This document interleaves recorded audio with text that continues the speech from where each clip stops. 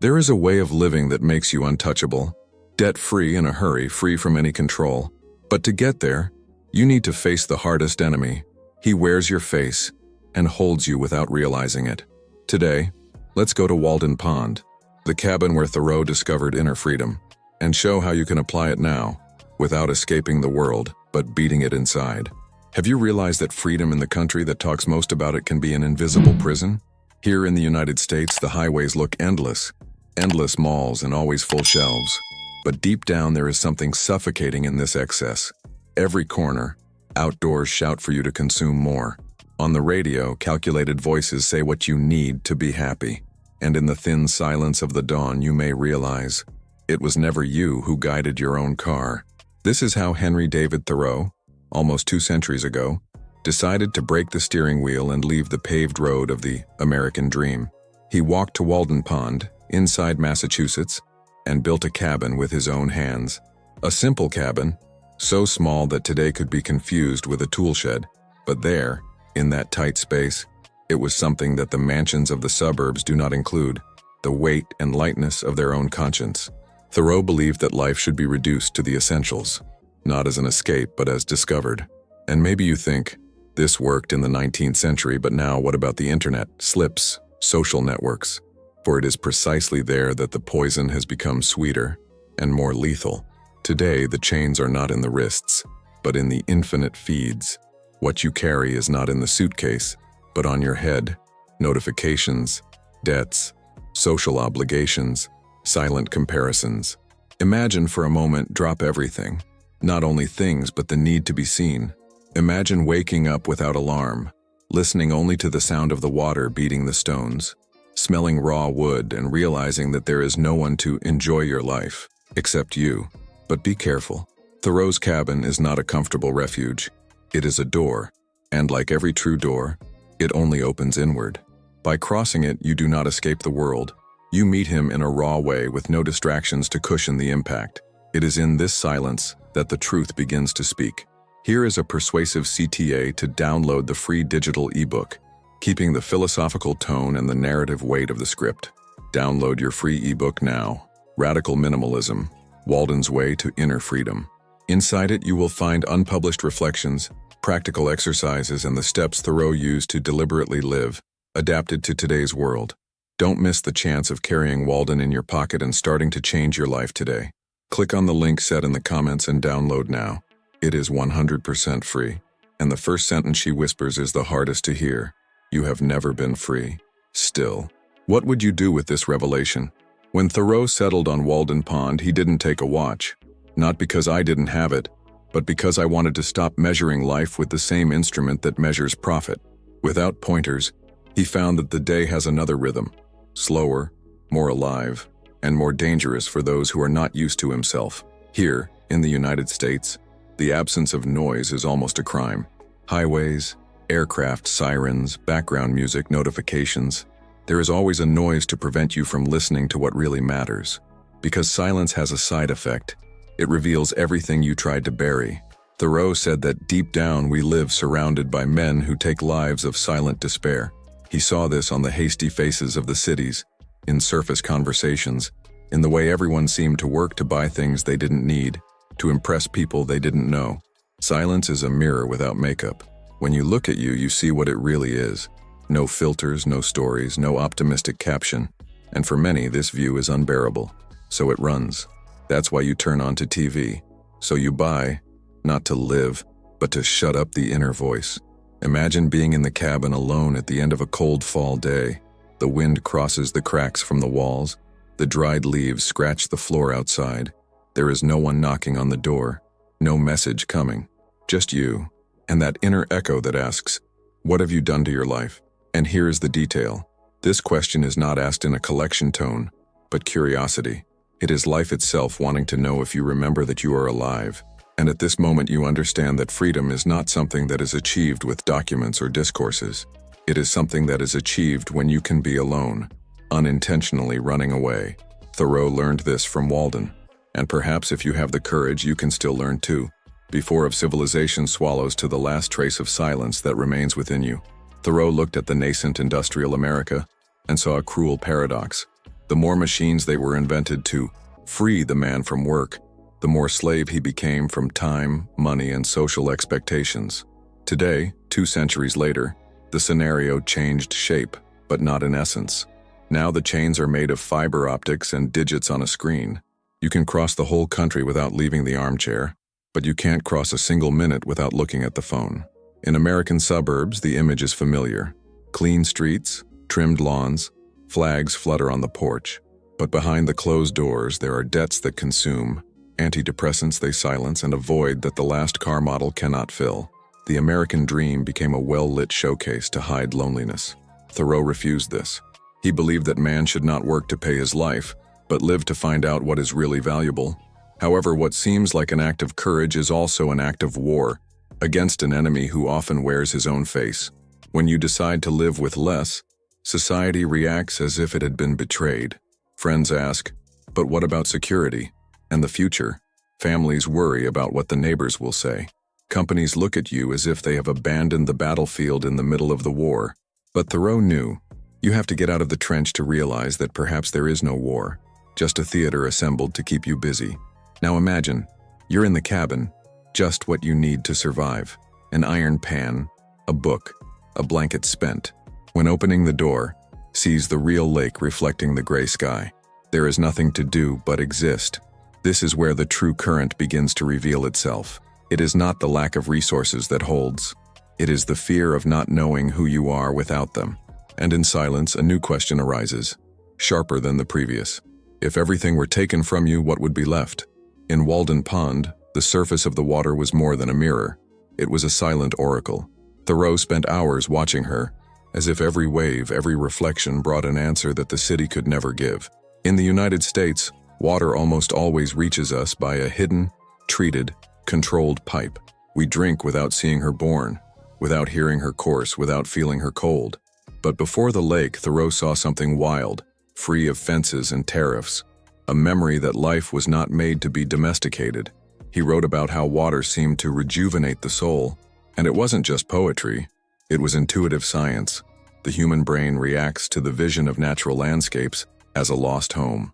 Perhaps that is why, before a lake, the heart slows down and thought deepens. But there is a detail that few realize. The water not only reflects, it also hides.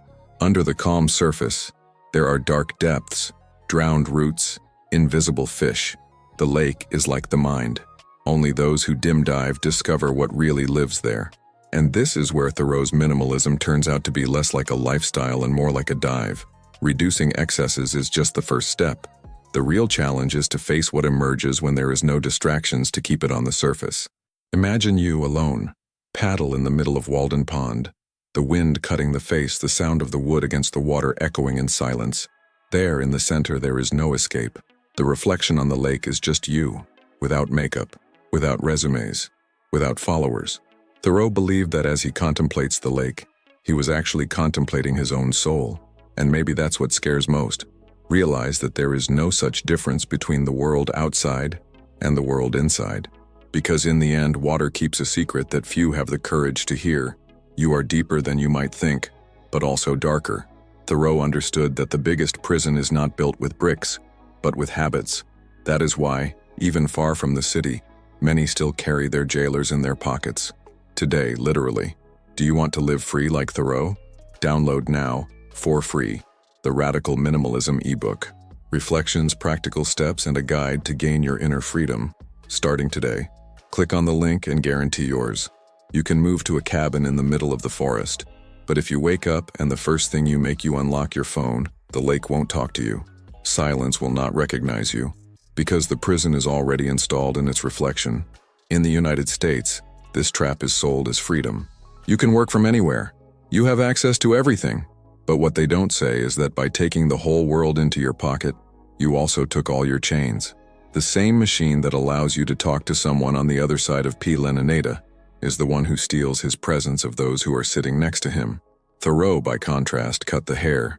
He lived with the least, not to prove it was strong, but to learn what was essential. And he found that the greatest enemy is not poverty, neither the government nor the boss.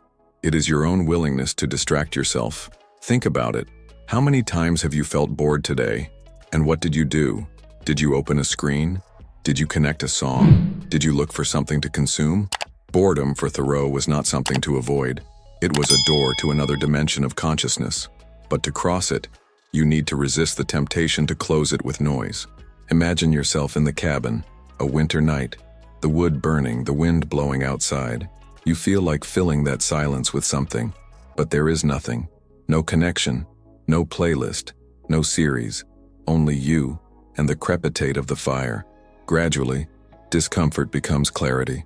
You begin to realize things that were buried, fears, desires, memories that no longer remembered. And suddenly you realize that the enemy you always wanted to defeat is not out there. He is sitting right in front of him using his face. And this is where the lake, the trees, and the wind seem to whisper together. Now that you have seen yourself, what are you going to do? Thoreau said that at night, Walden Pond looked like another world. There was no electric light, there was no distant tinnitus from the city, only the liquid darkness and the choir of insects. And it was in this scenario that loneliness became absolute. In the United States, the night is often amazed with lamps, signs, televisions linked until dawn. It is almost a social pact, not allowing darkness to settle completely. But Thoreau knew there was something sacred in the total absence of light, something that does not reveal itself to eyes used to the constant brightness. He noted in his diary that night was a kind of purification. The body slowed down, the senses sharpened. Each sound, every smell, each movement gained weight. The rustle of the leaves seemed a slight secret. The crack of a branch could be an invisible visitor, but there was also a threatening side, because when the outer world disappears in darkness, the inner world approaches. Fears gain shapes, the guilt gain voices. You feel the weight of your own heart beating, and realize that it is not just beating for you, it's hitting everything you carry. Expectations, unfulfilled promises, ways you have never traveled. Imagine yourself in that cabin, the low fire, the temperature falling. Outside, the lake is a black void. You see nothing, but you feel that you are being observed, perhaps by your own conscience. This is where you understand why so many run away from loneliness, because it doesn't come alone. It brings the mirror, and the night mirror doesn't show what you want to see, show what you have been trying to forget. Thoreau faced this without distractions, no escape. And he found that true freedom begins when you stop fighting the dark and decide to cross it. And on the other side, there is always something waiting. It is not always beautiful. It is not always human, but it is always true.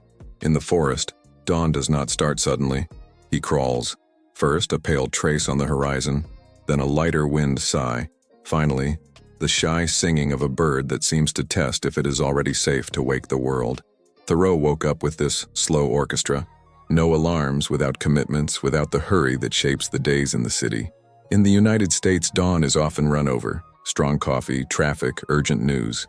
But in Walden, every sun radius seemed an invitation to exist. No hurry to be useful. He saw the birth of the day as a sacred rite. Each morning life gave him a blank page, and there was no boss, calendar, or application capable of dictating what should be written in it. Freedom began in the simple act of deciding his own rhythm. But there is a detail that few realize.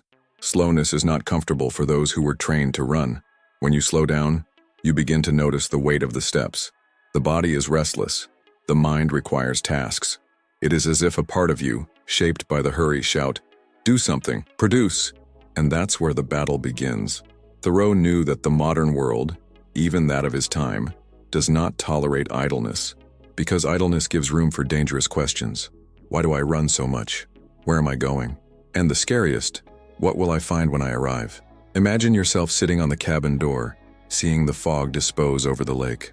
The sun has not yet warmed, but already draws golden reflexes in the water.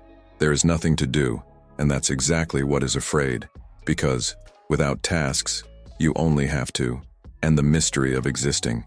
The dawn in Walden did not bring answers. He just remembered that each day was a new chance to choose. And that the worst slavery is one where you don't realize that you can stop obeying. Freedom is a beautiful word until that you find out how much it costs. Thoreau paid the price of being misunderstood. Friends called him eccentric, critics saw him as lazy, and even neighbors considered him a man who had given up on real life. In the United States, this stigma remains. Those who choose to live with less is seen as who lost, not as who won. The The system feeds on consumption, and anyone who closes his mouth on this banquet's table is treated like a traitor. Thoreau, however, understood something that few see. Every system fears those who don't depend on it, because true independence is not having more money or more options, it is needing less. And the less you need, the more dangerous you become for any control structure. But the price is not only social, it is internal. By cutting excesses, you also lose your shields. Without distractions, each insecurity appears naked. Without guarantees, each decision weighs more. Freedom also means accepting uncertainty as a constant companion. Imagine yourself in the cabin with no accounts to pay, but also without anyone to blame if things go wrong. The cold of winter arrives earlier. The wood ends earlier than expected. There is no 24-hour store, no delivery service. Only you and the direct result of your choices. It is at this point that many would be running back to the predictable comfort of the city. Thoreau stayed. He knew that freedom is only true when he survives discomfort. What autonomy is not measured on easy days, but on long and cold nights. And perhaps that's why her experience still echoes today. Because she exposes a paradox we prefer to ignore. The freedom that everyone says wants is, in fact, a cage without grids, decorated with everything you are afraid of losing. And when you realize this, the question changes shape. It is no longer how to be free, but do you have the courage to pay the price? When Thoreau refused to pay the voting tax and spent a night in the chain of Concord, he was not doing a scene. I was practicing a form of spiritual cleaning. His question was simple and incendiary. How can I live simple inside if outside I still finance what enslaves? In the United States, the word freedom appears in flags, slogans, and car advertisements. But if you look carefully, you will see invisible clauses. Interest, contracts, terms of use, digital tracks. Consumption is the new vote, and each purchase is a silent yes. Thoreau realized this before there is a credit card. He understood that the excess is not just a thing that accumulates in the garage. It is complicity that accumulates in the soul. Radical minimalism. So it's not just having less things. It's saying, no way, the system listens. It is to refuse the debt that buys status. It is limiting the screen time that buys your attention. It is removing fuel from machines that turn people into data. It is civil disobedience in slow motion. But disobeying serenely is difficult. The fear whispers, what if you lose opportunities? What if you stay behind? Behind what? From who? From a line of people running to an abyss that no one dare to face. Imagine this scene. You in the cabin, a bank card on the table, an irrefutable offer on your cell phone, the feed shining like a city viewed from above. Outside, Walden is in glass, immovable, attentive. You breathe and listen to what almost no one listens. A thin, constant noise like an electric buzz. It is civilization asking you to stay on. Thoreau bet on the disconnect button. And disconnect, when real, has an old sound. The noise of steps on the earth. The heart follows. Suddenly you notice that the shackles do not make clang metallic. They snap like plastic ties, cheap, replaceable, infinite. The antagonist was hidden all the time. It was not the government, the company, the algorithm. It was the habit of consenting, the hand that clicks, the look that slides, the yes that escapes before thinking. What if, from today, every gesture of yours were a vote, each purchase, every minute of attention, every I accept the terms.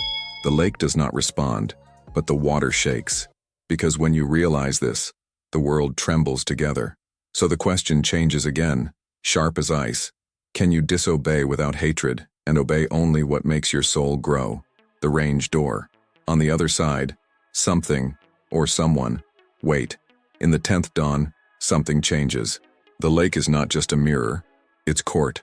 The wind sweeps the surface as one who erases old footprints. You wake up before light. The fire is just ember. The cabin breathes with thin wooden cracks, like bones returning to the place. At the door, an envelope. There was not yesterday. Now there is. White paper, bank seal, blue letters, exclusive opportunity. It is the old mermaid corner of the 21st century. More limit, more miles, more points. My say, packed and with free shipping. You do not open. Yet. Walks to the bank. The water looks like a tinned glass. The first car on the distant road lets out a roar that comes late, as memory.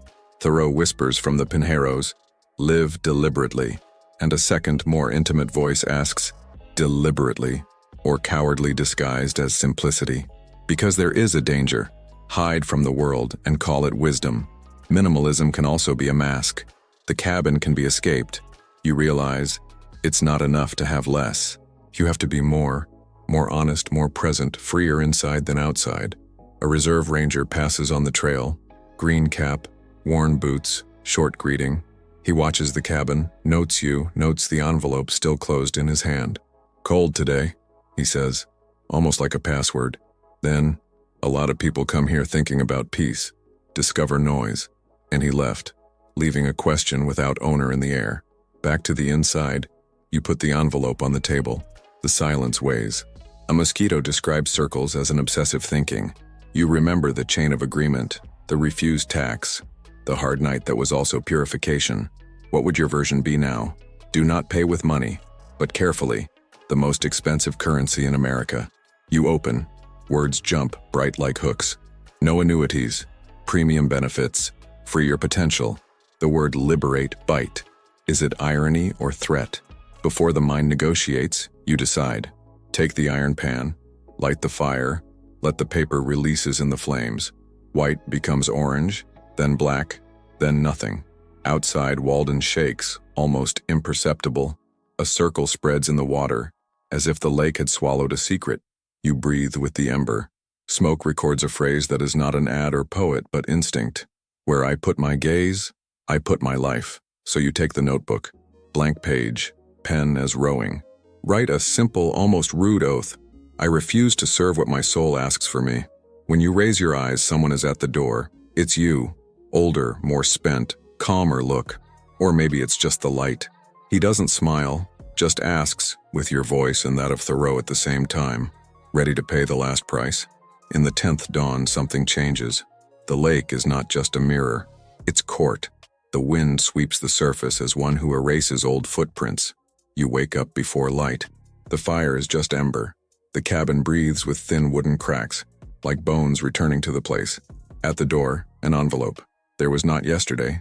Now there is. White paper, bank seal, blue letters. Exclusive opportunity. It is the old mermaid corner of the 21st century. More limit, more miles, more points. Mais você, packed and with free shipping. You do not open. Yet, walks to the bank. The water looks like a tinned glass. The first car on the distant road releases a roar that arrives late, like memory. Thoreau whispers from the pinheiros, live deliberately. And a second, more intimate voice asks, deliberately or cowardly, disguised as simplicity. Because there is a danger, hide from the world and call it wisdom. Minimalism can also be a mask. The cabin can be escaped. You realize it's not enough to have less. You have to be more honest, more present, freer inside than outside. A reserve ranger passes on the trail, green cap, worn boots, short greeting. He watches the cabin, notes the envelope still closed in his hand. Cold today, he says, almost like a password. Then, a lot of people come here thinking about peace, discover noise, and he left, leaving a question without owner in the air. Do you want to live free like Thoreau? Download now for free the Radical Minimalism ebook. Reflections, practical steps, and a guide to gain your inner freedom, starting today. Click on the link and guarantee yours.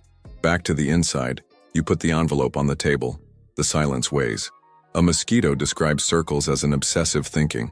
You remember the chain of agreement, the refused tax, the hard night that was also purification. What would your version be now? Do not pay with money, but carefully.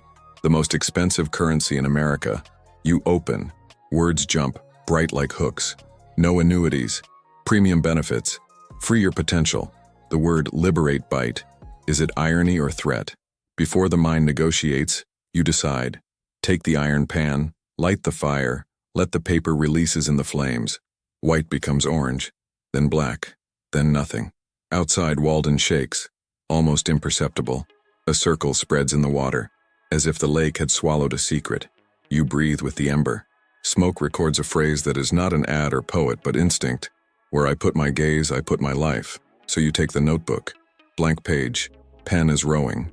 Write a simple, almost rude oath. I refuse to serve what my soul asks for me. When you raise your eyes, someone is at the door. It's you.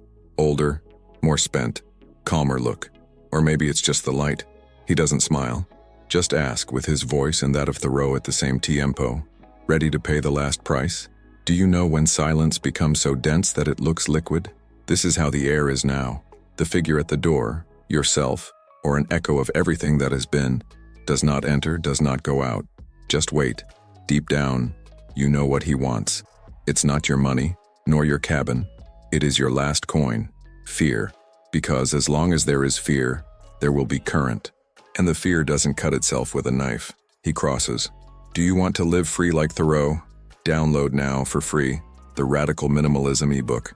Reflections, practical steps, and a guide to gain your inner freedom. Starting today. Click on the link and guarantee yours. Thoreau, if he was here, maybe said, "Man is rich in the proportion of what he can dispense." And you realize that you still hold invisible things, the approval of others, the image of success, the comfort of routine.